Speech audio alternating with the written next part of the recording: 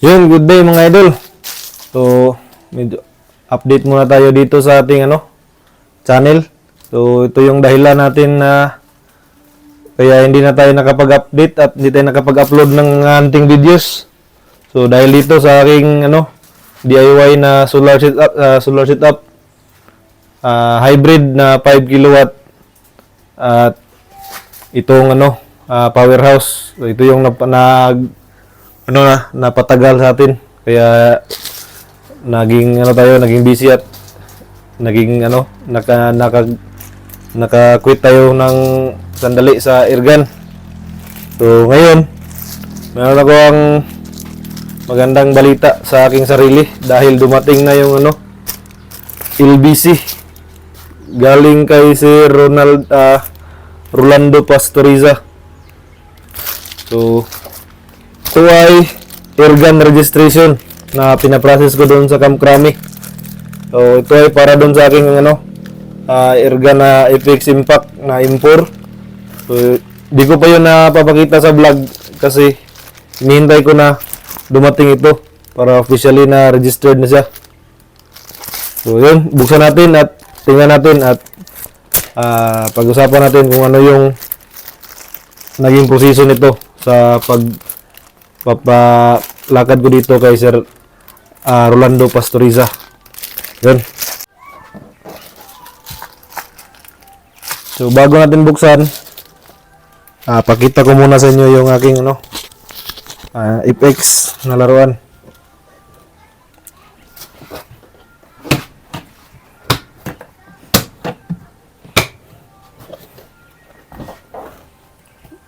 Ito siya. Na-set up ko na ito at na-tune na rin kahit papano, pero hindi ko pa ngayon ko pa lang ito naipakita yata sa vlog at sakto andito na yung registration. Yan.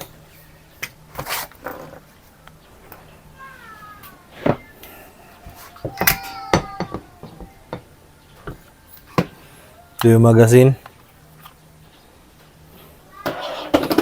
Yung scope na nilagay natin dito is West Hunter na 832Y56, yung HD Gen 2. Yan, galing kay si Rob Paipa. Ito yung napanalo na natin sa kanyang raffle. So, shout out bro Rob. Thank you. At itong silencer natin is Kick. Sidekick na silencer. Yun lang. All the rest is na yan, sa FX na yan. So okay, magagamit na natin ito sa hunting at pwede na nating dalhin kung dadayo man, kasi nag-aalangan akong dalhin to dati. Ang mahal pa naman, baka mapagtripan o makursunodahan ng mga alam nyo na. Kaya mabuti ng safety at dito na yung papel.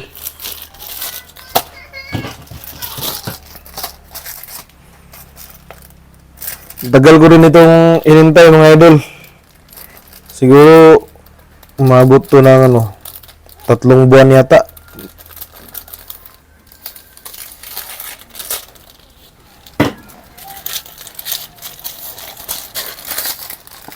Yan, thank you kay si Rolando Pastoriza. Akala ko dati scam na. Legit pala. Sorry sir.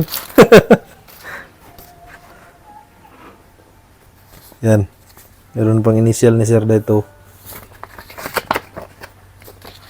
Siguro nagastos ko dito is mahigit kumulang mga nasa 5,000. Dahil sa notaryo pa lang ng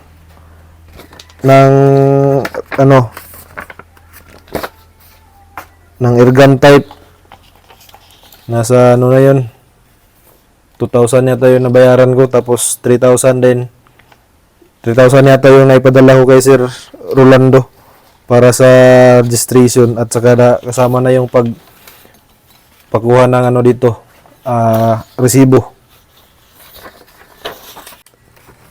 itong isang papel, ito yata yung UR galing sa Krami.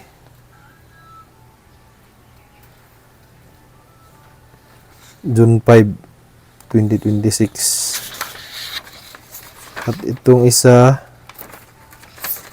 payer's copy. Airgun registration. 200. Pero siyempre, pag magpapaprocess kayo nito, expect nyo na mayroon din ano yan, charge sa sa lumakad. So ito na yung registration ng airgun. Mayroon dito ang registration number.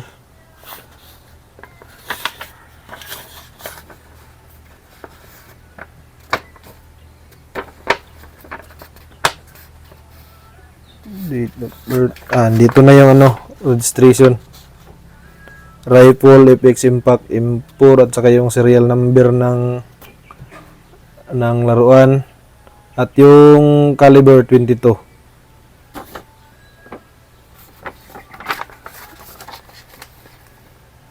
Yun.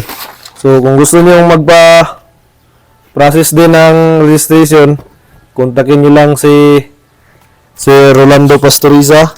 Yan sa kanyang Facebook account. At kayo na mag-usap sa presyo. Yun. So legit na yung ating airgun. Pwede na natin tong dalhin. Pwede na tayong dumayo. Basta walang gun ban. Goods. Yun lang. So, contact nyo lang yan si Sir Rolando Pastoriza kung gusto nyo register ng airgun. At siyempre dagdagan nyo rin ng ng pasensya. Kumbaga kasi matagal talagang matagal ko itong hinintay. Inabot yata talaga ito hindi ko na matandaan, basta 3 buwan yata inabot bago na release. Panay ako panay kinukulit ko si Rolando. Tapos sinasabi naman niya na wala din siyang magawa kasi hinihintay niya lang din sa releasing ng Camp Krami. At pag na-release na, ipapadala naman daw niya kaagad. Yun, at na surprise ako nung tumawag siya sa akin at ayun, release na muna yung papilis na ito. Lang mga idol, at thank you. Siguro balik airgunning naman tayo. Kasi natapos na itong aming sit up ng solar. Lang, thank you.